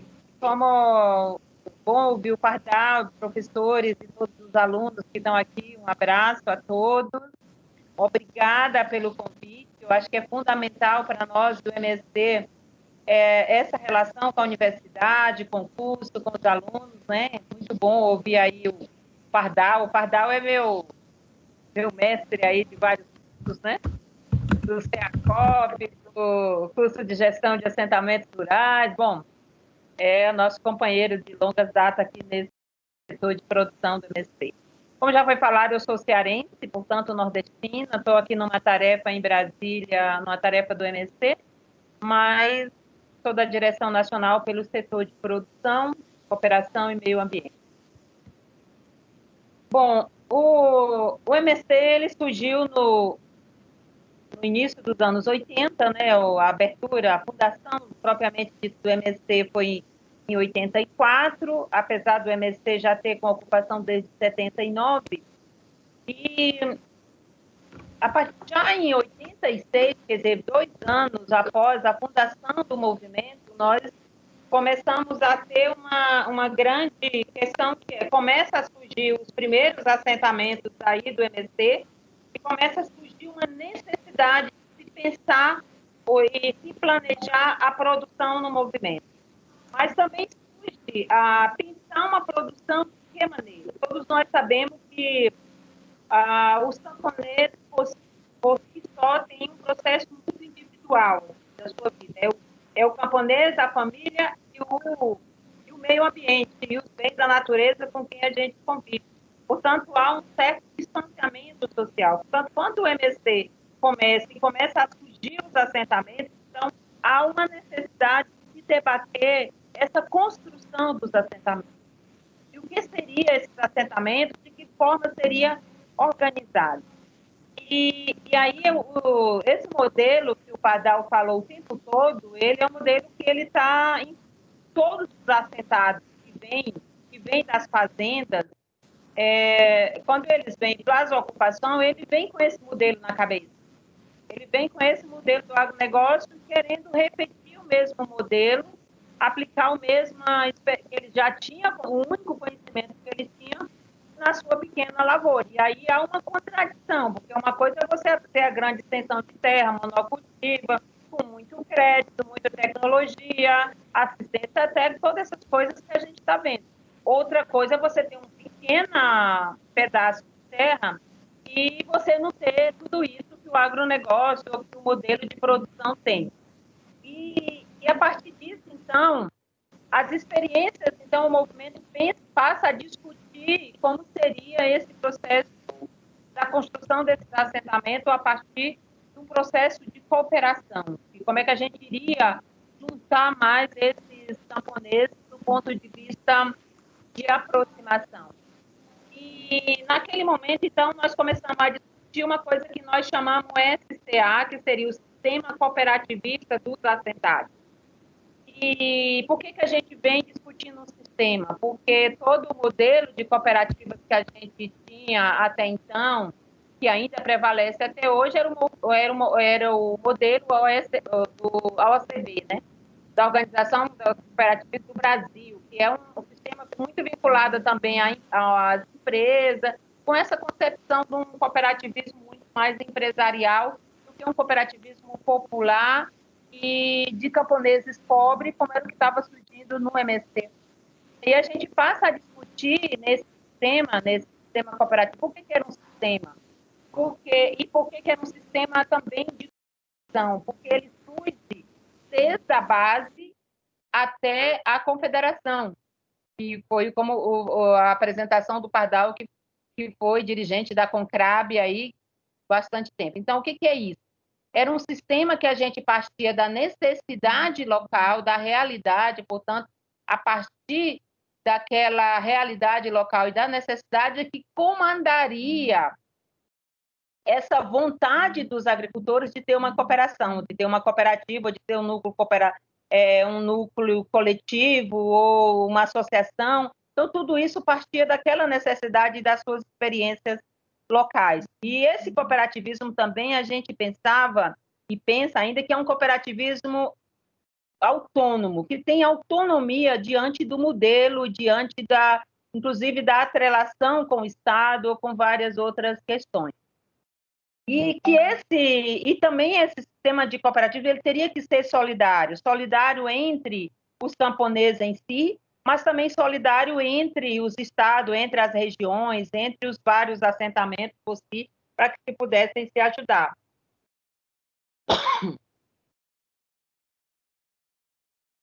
Então, esse sistema, nós partia desde das associações, desse modelo de cooperação, e das CPAs, que são as cooperativas de produção agropecuária, que são cooperativas locais. A gente tem hoje mais de 200 cooperativas no MST de CPAs. E também temos as CPS, que são cooperativas mais regionais, de prestação de serviço, cooperativa de trabalho, são as várias formas que é a que mais avança no processo da comercialização, propriamente dito. E, a nível estadual, a gente tem as CCA, que são as Cooperativas Central da Reforma Agrária, que são essas cooperativas vinculadas a cada estado. E, a nível nacional, a gente tem a confederação, no caso da CONCRAB. E, nos últimos anos, além de ter a CONCRAB, a gente também se filia à Unicopas, que é a União das Cooperativas do Brasil, ou seja, que é para além do MST, que é para todos os outros movimentos, tanto o movimento sindical, a própria economia solidária, todo esse processo se vincula nessa grande rede de cooperação pensada a partir da classe trabalhadora. Portanto, é um cooperativismo de classe, né, da classe trabalhadora. Até porque que a gente pensa que esse cooperativismo tem que ser popular e nascido da realidade? Porque os camponeses já vinham, inclusive os camponeses sem terra, de um grande processo de traição e de oportunismo com as grandes cooperativas, que se aproveitava da sua pequena produção e da sua condição de sem terra e, portanto, de não ter um vínculo maior, e eram muito explorados. Eles eram utilizados pelas grandes cooperativas, então, que tinham, e, portanto, a gente precisava, inclusive na região Nordeste. Até hoje, nós temos dificuldade de avançar no processo de cooperação na região Nordeste por conta de todo esse modelo de cooperativismo que foi explorando, de certa forma, os sem terra ou os pequenos produtores das regiões. Mas essas cooperativas, quais são, então, a necessidade? Por que o MST surge, além de debater, de tentar romper a questão do individualismo, de aproximar? Tem alguns aspectos da cooperação no MST que é fundamental a gente debater. Um dos aspectos são os aspectos sociais organizativos. O que é isso? Para aproximar o processo das moradias, por exemplo, é muito comum do agricultor querer construir sua casa lá dentro do lote e ficar isolado dos outros. Esse isolamento leva à dificuldade das políticas e das atuações sociais, por exemplo. Fica longe para ir para a escola, longe para ir para as reuniões, longe para se debater com a questão da saúde, longe para ter o encontro do jovem, esse processo como um todo. Portanto, é fundamental que a gente discuta um processo de agrovilas ou de aproximação dessas moradias. Mas esse sistema também dos cooperativos está vinculado também a debater as estruturas sociais que são fundamentais para o assentamento. Por exemplo, nos assentamentos, é muito comum, principalmente na região Nordeste, a gente ter o açude, mas é distanciamento das mulheres irem lavar roupa. Então, a gente tem alternativas de lavanderias coletivas ou grupos mais coletivos que aproximam esses trabalhos. Então, em outros cantos, por exemplo, refeitórios coletivos, que possibilita que as mulheres também não fiquem presas à cozinha, mas que possam também estar trabalhando, envolvendo, inclusive participando com esse conjunto. A ciranda, a educação, né, a ciranda infantil, como a gente chama, que é o processo da educação infantil, que podemos chamar de creche em alguns casos, mas a gente chama de ciranda infantil, que é esse processo onde as crianças podem, enquanto as mães estão no trabalho, ou enquanto as mães estão na outra atividade. Então, essa campo social também, que é do MST, mas ele também é incorporado dentro da cooperativa. Não há uma diferenciação entre o processo de cooperação no MST e o processo organizativo do movimento. Ele tem que estar por dentro desse processo para poder a gente discutir como um todo, por exemplo. O setor de educação também discute cooperação, o setor de produção discute educação discute questões ambientais, mas também discute a saúde. Então, o todo do movimento, a organização em setores é para dividir tarefa, não para criar grupos dentro do movimento, mas para o processo de divisão de tarefa e a gente ir aprofundando esse processo da elaboração. Mas uma das razões também de fortalecimento da cooperação é uma que eu gosto muito de chamar, que a cooperação no MST é para resolver as questões que é impossível de uma família resolver sozinha. Eu sempre faço esse debate quando vou discutir com os assentados, inclusive nesse processo de cooperação, que é, imaginamos que um carro fique atolado, e nós temos 20 homens ou mulheres, 20 pessoas, seres humanos, que vão lá para tirar esse carro. Se um fizer força até cansar, depois o outro vai, nunca a gente vai tirar esse carro. Mas se os 20 pegarem ao mesmo tempo, a gente consegue desatolar o carro. Então, a cooperação no MST também tem a ver com isso. Como que a gente enfrenta, inclusive dentro da questão econômica, como que a gente enfrenta questões econômicas que é impossível da gente resolver sozinho. O exemplo da produção de arroz. Por que o MST é o maior produtor de arroz orgânico, agroecológico da América Latina? Porque é um arroz de produção cooperada, porque está vinculado ao processo das cooperativas. Se fosse cada família sozinha, a gente não teria volume de produção. Portanto, a cooperação ajuda a gente ter, se a gente quiser chamar, escala de produção, ter volume de produção.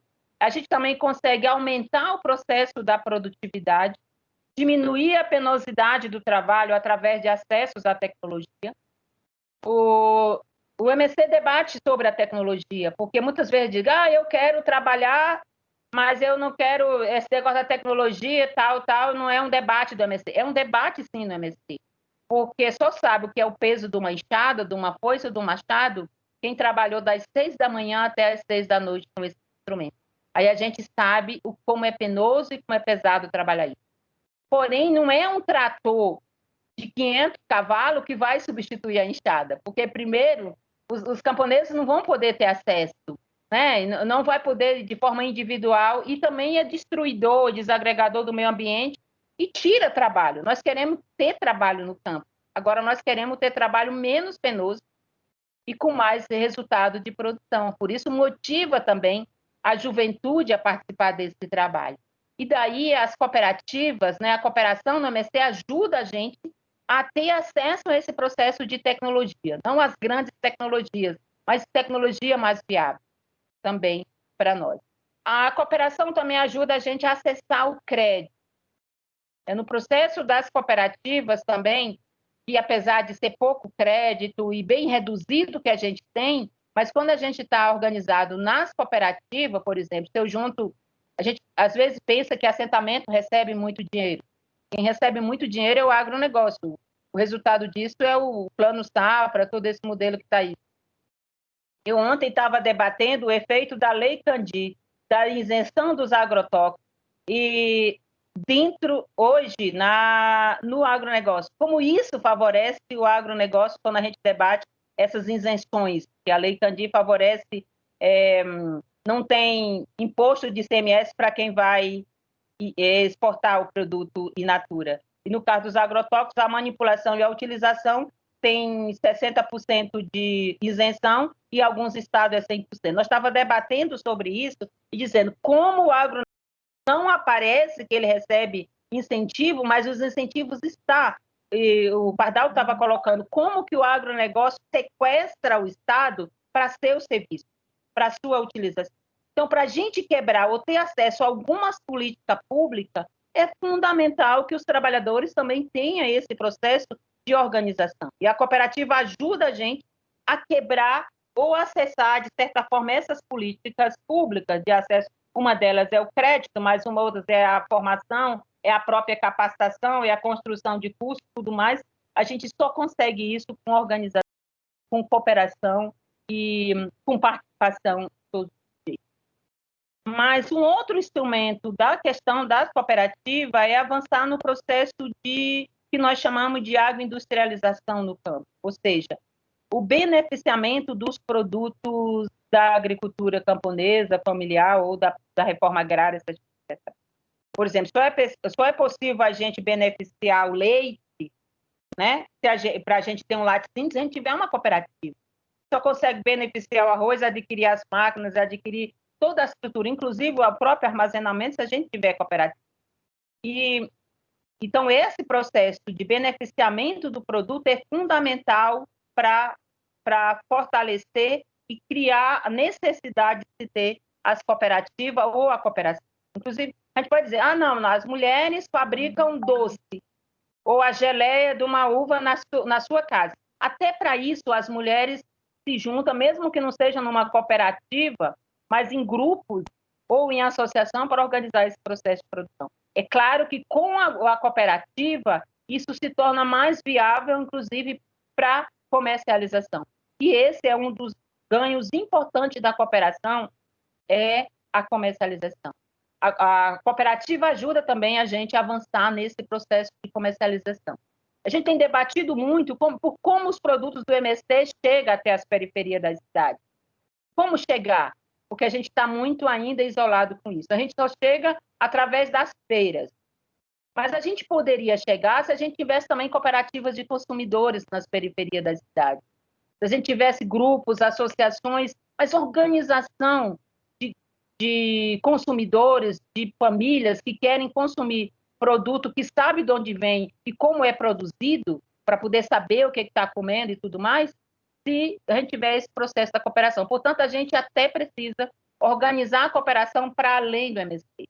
Nós estamos avançando com o processo de cesta, com o processo de as cooperativas disputando o PENAI, que é para merenda, para alimentação escolar, mas a gente só ganha essa chamada através das cooperativas, ou se a gente tiver organizado em alguma forma de cooperação.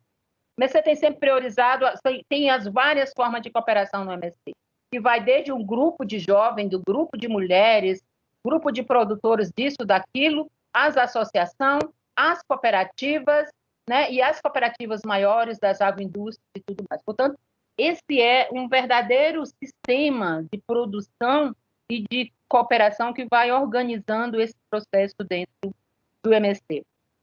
É fundamental a gente pensar que, como agricultores, como camponeses, e é importante pensar, porque, por exemplo, a gente não consegue imaginar, e muita gente criminaliza, eu sei que nem todo mundo dos alunos que está aqui tem essa compreensão do que é o MST, nós sabemos o MST às vezes pelo que o meio de comunicação diz, e como o meio de comunicação tem dono, e são os capitalistas da comunicação que são donos dos meios de comunicação, eles também expressam a sua vontade. E para eles também são sustentados por esse modelo agrícola que o Pardal apresentou, pelo modelo que concentra a terra, concentra tecnologia, concentra conhecimento, concentra e explora a mão de obra, transformando-a em semi-escravo para ser explorado. Então, eles não querem que os trabalhadores tenham autonomia. Por outro lado, nós pensamos na soberania alimentar. E é importante que a gente discuta sobre isso. Quem viu alguma empresa do agronegócio fazendo doação nesse tempo de pandemia? Porque o agronegócio estava lucrando e ganhando muito bem com as suas commodities, soja, milho, sei lá mais o que, vendendo para fora e exportando. Porque ele estava ganhando com os incentivos fiscais para exportar e estava ganhando com o preço do dólar. Então, ele pouco se importava se a população passou fome ou vai continuar passando fome, porque o que ele produz é mercadoria e a sua intenção é ter o lucro, que é o contrário de nós da agricultura camponesa e familiar. Nós temos que pensar no processo de alimentação do mercado interno, se a gente quiser chamar, mas principalmente de comida. A nossa definição do MST, a função social da terra conquistada na luta é produzir comida e comida saudável, ou seja, comida sem veneno, que vá produzir mais vida e menos morte do que o que nós estamos vendo com o alto índice de intoxicidade do meio ambiente. Portanto, eu acho que é fundamental a gente estar debatendo que o cooperativismo no MST, ou a cooperação no MST, ele se diferencia das outras formas tradicionais de cooperativa, porque a gente está construindo cooperativas populares, cooperativas de discussão com o povo. E a gente não pode chegar num assentamento numa semana e discutir uma cooperativa. A gente leva anos para fazer aquela cooperativa. porque a gente vai partindo da realidade, da necessidade, das dúvidas, da discussão, construindo o quê? Todas aquelas cooperativas que a gente cria da noite para o dia, elas se desvanecem depois, porque não foi construída, enraizada a partir da necessidade e da vontade. Portanto, eu acho que é importante a gente discutir esse processo da cooperação. Portanto, o que a gente discute de cooperativa no Sul, a gente não discute da mesma forma no Nordeste, na Amazônica. São formas diferentes disso, embora tenha a mesma intenção, o mesmo objetivo e os mesmos princípios. Mas elas são de forma diferente pela cultura, pela vivência e pela experiência do povo, e também as suas origens de forma.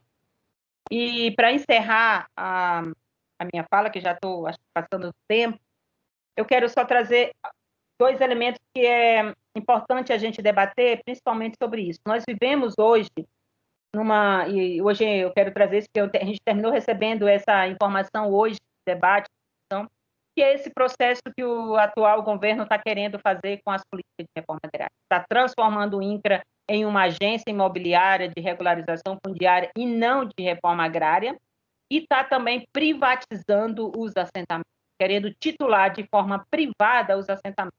É tanto que, por exemplo, hoje ele foi numa das cooperativas, nessa semana foi numa das cooperativas do Sul, e não tem título coletivo para as cooperativas. Eles querem individualizar as famílias que estão há 20, 30 anos trabalhando no processo de cooperação. Agora, no título definitivo, eles querem distribuir o título de domínio privado, que é um processo de privatização das terras que estão nos assentamentos. Não é que o MST é contra que os trabalhadores recebam o título. Nós somos a favor que os trabalhadores tenham seu título da terra, mas nós queremos o título de posse, ou que pelo menos os trabalhadores possam, os assentados possam debater que título quer receber. Se ele quer receber uma concessão real de uso para ter a posse definitiva da terra, ou se ele quer o título de propriedade. E atualmente quer impor apenas o título privado, que é para beneficiar o mercado de terra conquistada na luta e tudo mais com esse processo de individualização. Portanto, segue aí a nossa luta, porque a intenção nossa não é título privado, não é mercantilização da terra. A questão nossa é terra para produzir e produzir comida para nós e para o povo brasileiro. Então, por isso que a cooperação nos fortalece. Obrigada, gente. Obrigada, Antônia. Muito obrigada pela sua fala. Só complementando, né, só fazendo um comentário, na verdade, é uma forma de desarticular essa cooperação tão bonita que você estava falando, né? Todos esses princípios, quando você dá títulos individuais com sede, é uma desarticulação, né? Muito grande. Eu gostaria de... Ainda não tem nenhuma pergunta aqui, vou passar para o professor Ronan para ver se ele tem alguma pergunta. E aí depois eu também tenho uma. Vamos lá, professor Ronan, e vamos ver se vão surgir. A turma está agradecendo. Muito obrigada, muito obrigada. Gente, vou passar aqui só antes, professor Ronan, para ter o clima, né, da turma. A turma está dizendo que é super importante. Agora é porque falhou um pouquinho, a gente... Pardal, muito obrigada. Amei a palestra sobre esse tema. A Aline está falando, muitíssimo importante. O André Torres, muito bom. Vários muito bons. Enfim, a turma gostou de escutar. E vamos aguardar se tem perguntas. Lucas agradecendo. Marisa. Então, professor Ronan, por favor, com você. Obrigado, Neném, pela fala muito bonita e que nos toca, né? Eu fiquei tocado pela sua fala, né? E quando a gente vê a fala do professor Pardal, falando da mercantilização da terra, a gente está tendo que lidar com a mercantilização dos recursos naturais, né? E isso é algo que a gente, de fato, tem que lutar e enfrentar, né? Água, ar, né? Daqui a pouco a gente vai ter, né? Todas essas questões a gente tem que lidar e enfrentar. Queria fazer um comentário aqui sobre o MST, olhando a página aqui do MST, falando sobre a sua produção, né? Produção do MST. O MST tem 100 cooperativas, 96 agroindústrias, quase 2.000 associações, 350 mil famílias assentadas e também em relação à educação, né? O MST tem mais de 2.000 escolas públicas construídas em acampamentos, 200.000 crianças, adolescentes, jovens e adultos com acesso à educação garantida, 50.000 adultos alfabetizados, 2.000 estudantes em cursos técnicos e superiores e mais de 100 cursos de graduação em parceria com universidades públicas por todo o país. São alguns números aqui do MST para a gente conhecer um pouquinho melhor, né, o trabalho do MST. Eu vou fazer uma pergunta aqui, Pardal e Neném, que eu acho que vocês já responderam várias vezes, mas, enfim, eu acho que é pertinente, né? E a Neném tocou em relação à criminalização, né? Infelizmente, uma parte da sociedade considera que o MST é um bando de pessoas preguiçosas que invadem, tomam terras, que não tem nada o que fazer, que tomam propriedade privada de pessoas que trabalharam para isso, enfim, toda essa história de criminalização do MST, que eu acho que seria bom a gente comentar sobre isso, né? E esclarecer essa questão. E eu sigo perguntando, né, assim, o que é a reforma agrária, como o MST realiza a reforma agrária e qual o papel da reforma agrária para o desenvolvimento do Brasil. Socialmente, qual a importância para todos nós da realização da reforma agrária no país. Obrigado. Ronan, deixa eu só, você perguntou sobre, eu quero só incluir para o mundo do trabalho. Sim, trabalho, socialmente está, mas do trabalho, assim, porque a gente vive um momento de pandemia e de pouco trabalho, né, de muito desemprego. Qual que é o papel nisso tudo? Só para complementar. Quem quer comentar? Antônia, quer você? Começar. Deixa a Neném Então vai, começar. Neném.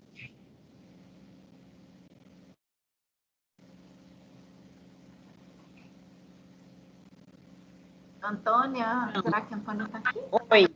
Ouvindo? Por favor, tá joia. Então, é importante a gente lembrar, porque a gente já foi questionado não só por pessoas, por os meios de comunicação, mas por próprio Tribunal de Justiças e tudo mais, que questiona a forma de ocupação do MST. Mas é importante que a gente diga que a ocupação do MST, como o Pardal bem colocou, é uma forma de pressionar para se ter um acesso à distribuição de terra, mas, acima de tudo, uma mudança nessa estrutura concentradora que o Brasil tem. E ela está na Constituição Federal de 88. A partir do artigo 184 ao 190, nós temos lá todos o que clareia sobre a reforma agrária. Que lá tem, inclusive, a função social da terra, que toda que não cumpre a função social da terra, ela deve ser destinada para a reforma agrária. E a gente poderia dizer o que é uma propriedade que não cumpre a função social da terra. A Constituição também deixa claro isso, e a lei da reforma agrária de 1993 também coloca. Primeiro, a Constituição já traz isso. Primeiro, ela tem que estar produzindo. Tem que produzir, ela tem que ter uma produção em pelo menos 80%, 70%, dependendo da região da sua área. 2, ela tem que ter um respeito com os bens da natureza, com o meio ambiente. 3, as pessoas, tanto os trabalhadores como o dono da fazenda, tem que ter uma convivência boa. E terceiro, tem que respeitar as leis trabalhistas. Por exemplo, se eu pergunto para você qual das fazendas hoje do Brasil, mesmo aquelas que estão produzindo, estão cumprindo essas 4 funções sociais da terra. É muito importante a gente questionar, porque por mais que você tenha a propriedade, mas você não faz com que ela cumpra a função social, ela está destinada para fins de reforma agrária. Todas as áreas que nós tivemos de assentamento é importante, porque eu acho que pouca gente sabe. Mas todas essas famílias, os milhares de famílias que acessaram a terra, elas receberam posse da terra, elas foram emitidas na posse por um juiz de direito.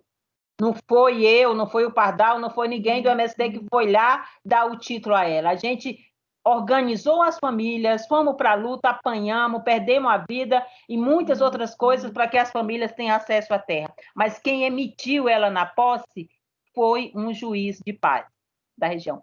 Na grande maioria, o próprio juiz que deu uma reintegração de posse logo no início do acampamento é o mesmo que garante a posse da terra para os assentados. Porque, e na minha qualidade de assistente social, mesmo não exercendo a profissão, é muito comum a gente, quando vai avaliar uma ação judiciária no juiz, é muito comum a gente avaliar só o direito da propriedade e ignora os outros direitos que estão dentro de um acampamento.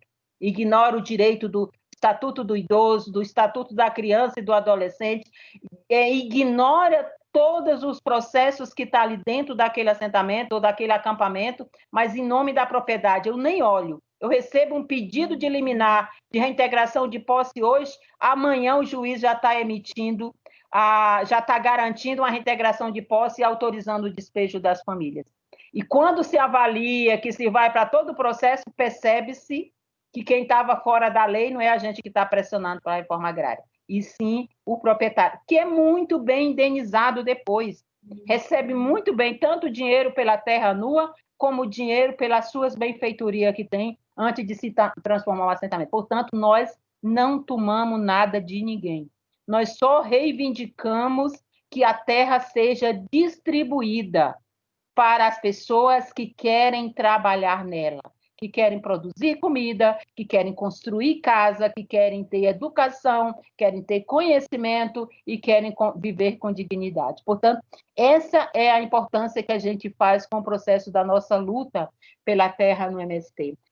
E fundamental, acho que a importância da reforma agrária, eu estava discutindo agora, foi nessa semana, porque o governo quer fazer um acordo de instalação de uma mina de urânio lá no Ceará e que vai, segundo ele, está garantindo 500 empregos. Só que ele vai mexer com 100 assentamentos, 200 comunidades em torno dessa mina perigosa que é mexer com urânio e com tudo, e fosfato e toda essa coisa que é, inclusive com utilização de água num período que é seco, semiárido e tal, tudo isso. E a gente estava dizendo, olha, se esses bilhões que vão gastar para instalar essa usina fosse garantido para desapropriar assentamento, nós não gerava 500 empregos. Nós gerava era 5 mil empregos, porque cada família que é assentada não é um emprego, não é um trabalho que está sendo gerado.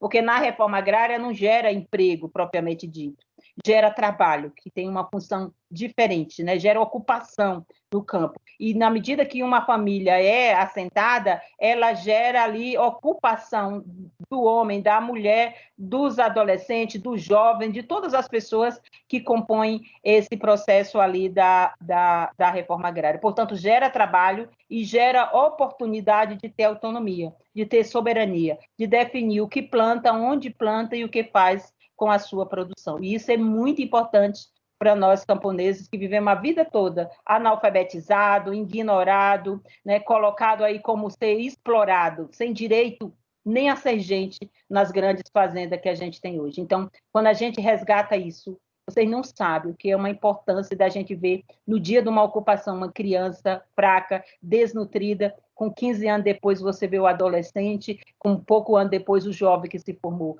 com escola, com formação e com adquirindo ali os vários conhecimentos que a gente tem. Gente, é muito importante essa luta que a gente constrói. E isso o movimento traz para a gente esse processo da oportunidade de ter dignidade, de ser gente. Com você, Pardal. Obrigada, Neném. Bacana. Emocionante mesmo sempre a fala da Neném, né? Muito emocionante. Obrigada. Então, vejam, é que esse pensamento liberal criou uma ideia sobre propriedade, né? Como que se tudo fosse igual. Então, é propriedade privada, é um direito universal, né?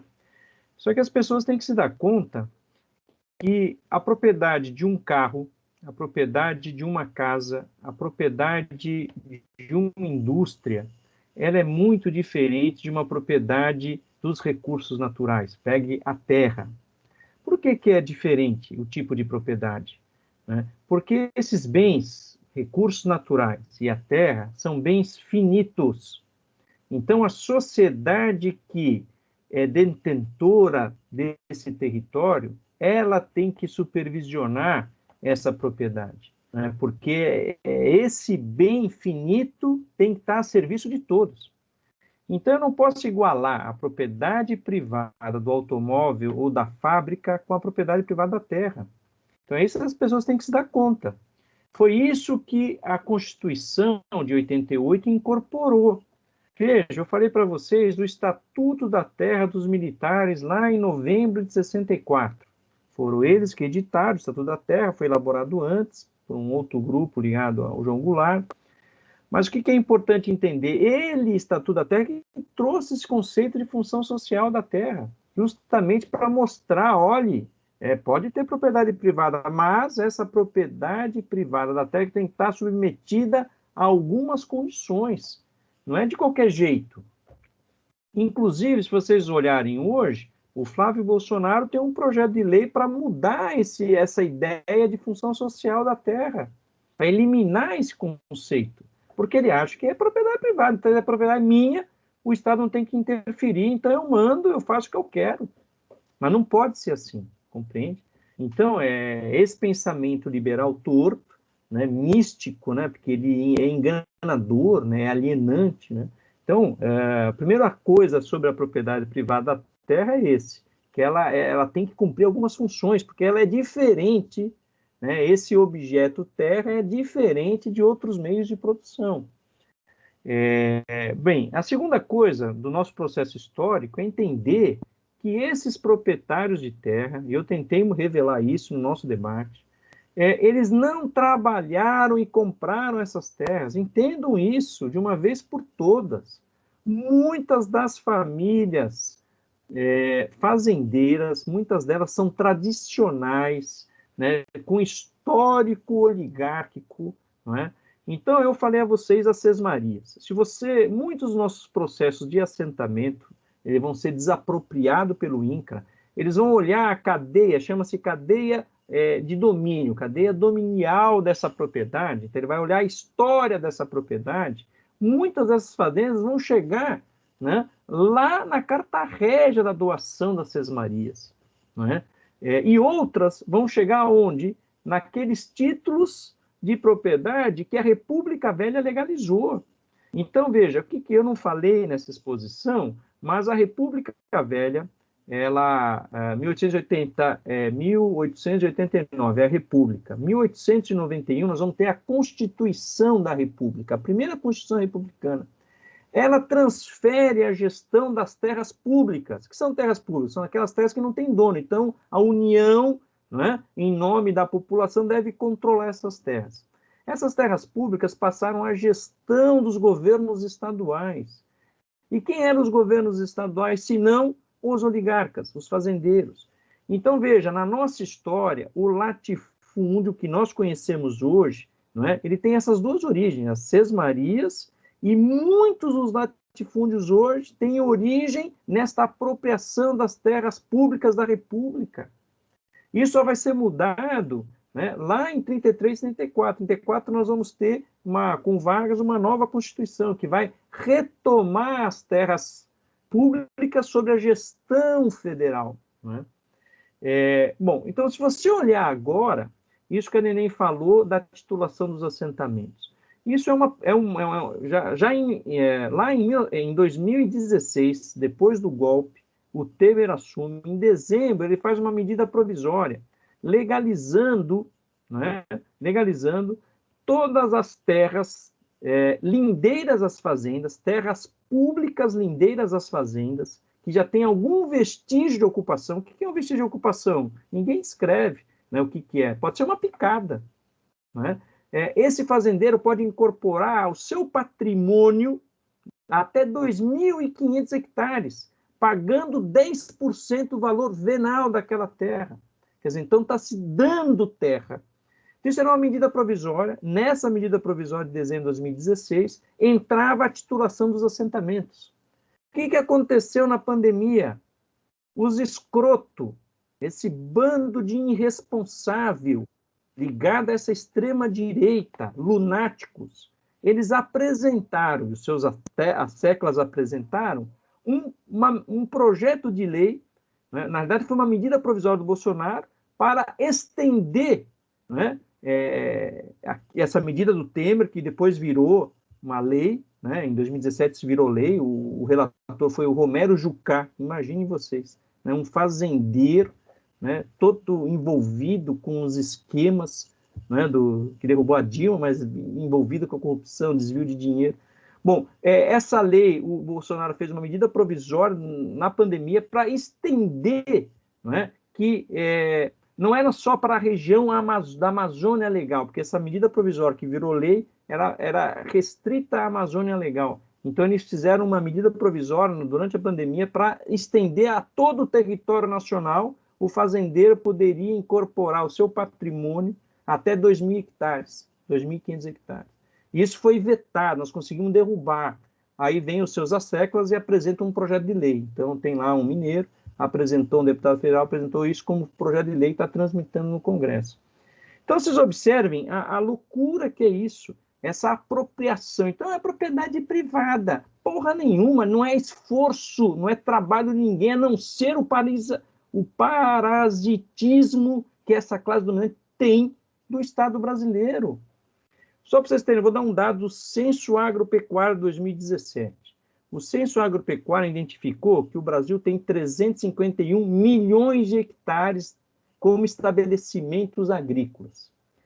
Se eu somar tudo que é produzido, lavouras temporárias, lavouras permanentes, pastagem naturais, pastagem plantada, matas plantadas, isso vai dar 230 milhões de hectares. Só que as pessoas dizem que é dela 351 mil.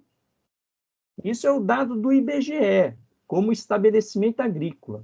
Se você pegar os dados do INCRA, que é um outro critério chamado imóveis rurais, né, você vai ter, o Brasil 850 milhões de hectares, esse é o nosso território, todo o Brasil, 850 milhões.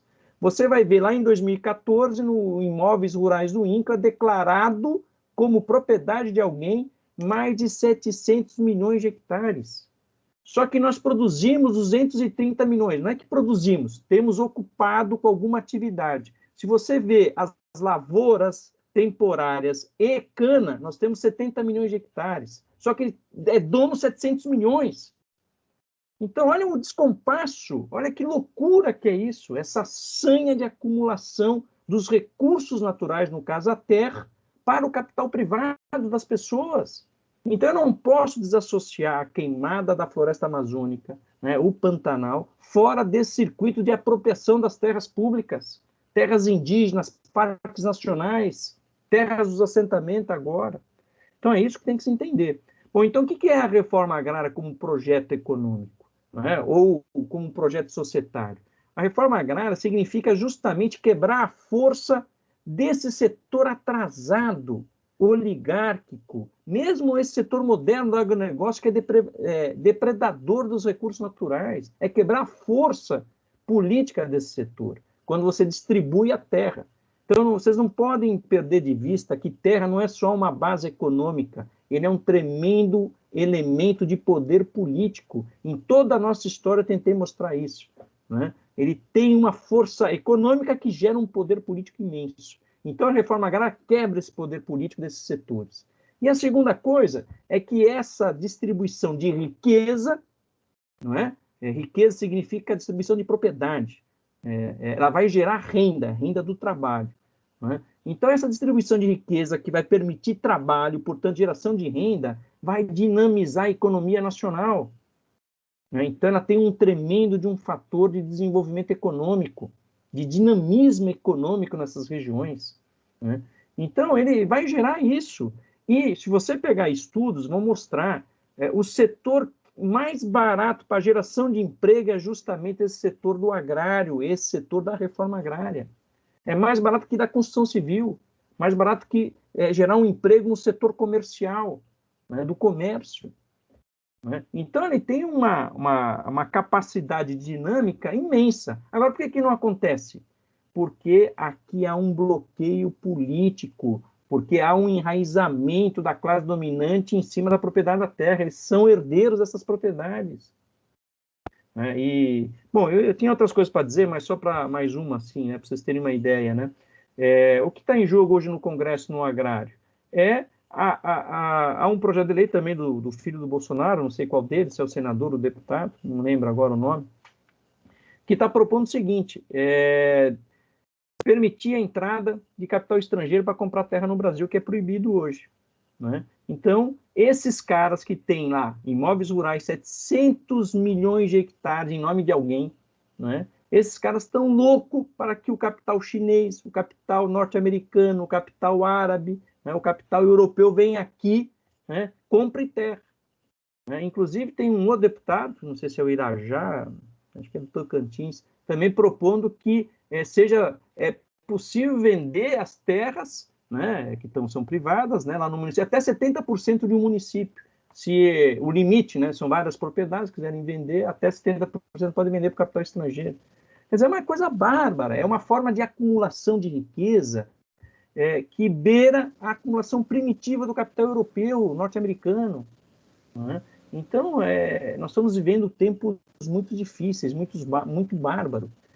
Por isso que parece desanimador, né? Mas eu quero chamar a atenção de vocês aí que estão em São Paulo, vivendo em cidades, né? Mas a questão agrária, ele perpassa todas essas dimensões ambientais, geração de trabalho, geração de dinâmica econômica, não é? Passa por questões de poder político, tudo está atrás da questão agrária, né?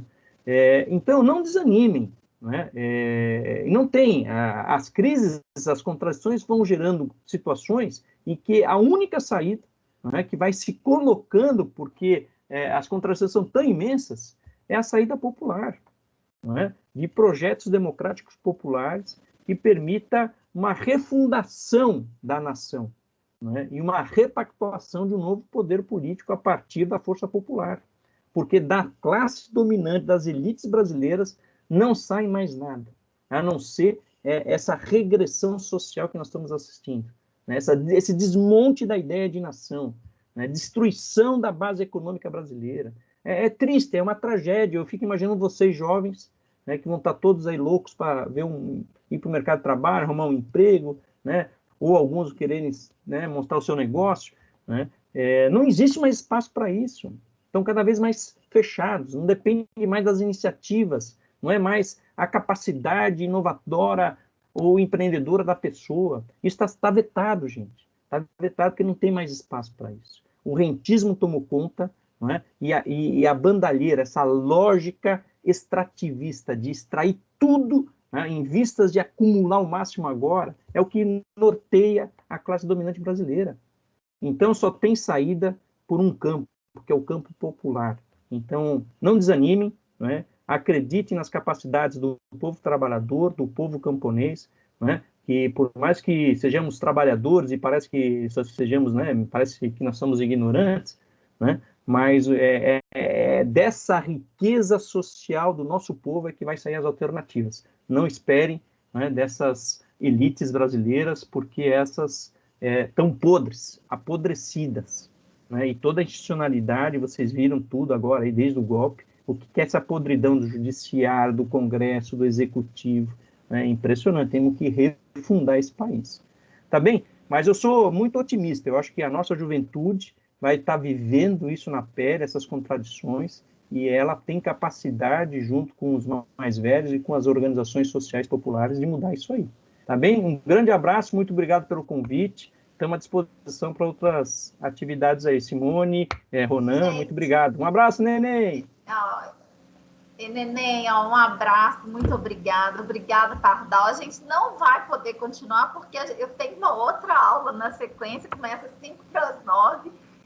Vou pedir aos alunos que quem tiver, né, vontade de fazer uma pergunta, encaminha aos professores, né, ao professor Ronan, a mim, e a gente encaminha ao Pardal e ao Neném, que eles respondem com maior tranquilidade, mas infelizmente não dá mais. E foi muito bom ouvi-los, né, e eu espero que de fato, sabe, Pardal, primeiro que o Pardal falou, parece que a gente não tem conhecimento, não. Você e chegaram e nos encheram de conhecimentos e a gente ficou muito feliz e muito contente com isso. Essa busca dessa superação, dessa formação do nosso povo brasileiro é uma busca de todos nós, né? A gente aqui é uma escola pública, um Instituto Federal, a gente está aqui na luta pela educação, por mais igualdade, por mais justiça, embora a sociedade tenha que ir se descobrindo mesmo, né? E nem é culpa da sociedade, é dessa formação e dessa estruturação. E aqui a gente faz o nosso papel de criar essas pontes tão fundamentais, né? Tão fundamentais, e eu volto a dizer, né? Para nós sabermos quem somos nós, o que nos fez chegar até aqui, e esses caminhos para a esperança, né? Para a mudança, para a reconstrução, para a refundação do país, como diz Pardal. Quero dar boa noite, a turma, né? Eu vou para outra aula, né? Nem vai com a gente. Pardal, muitíssimo obrigado. Seja sempre muito bem-vindo aqui no Instituto Federal. Ronan, você quer agradecer? Eu quero agradecer, né? Agradecer o Pardal, agradecer o Neném, todo o conhecimento, a sabedoria, né? Tudo isso que eles trouxeram como reflexão. E dizer agora uma fala para os alunos do Instituto Federal, né? De graduação em administração, que a Neném especificamente... Desculpa. A Neném trouxe especificamente diversos problemas que o MST enfrenta relacionados à administração. Problemas na área de marketing, comercialização, consumo, logística, distribuição, problemas, questões relacionadas à área financeira. Então, acho que a gente também, como administradores e alunos de administração, a gente tem que também pensar nesses problemas, como tratar esses problemas, como resolver esses problemas que são nossos, do nosso povo. E isso eu acho muito importante a gente desenvolver esse conhecimento, produzir esse conhecimento. Obrigado. Tchau, Pardal. Tchau, companheiros, companheiro. Um abraço. Tchau, Neném. Obrigado, tchau, Tchau, companheirado. Um abraço. Tchau, tchau. Tchau.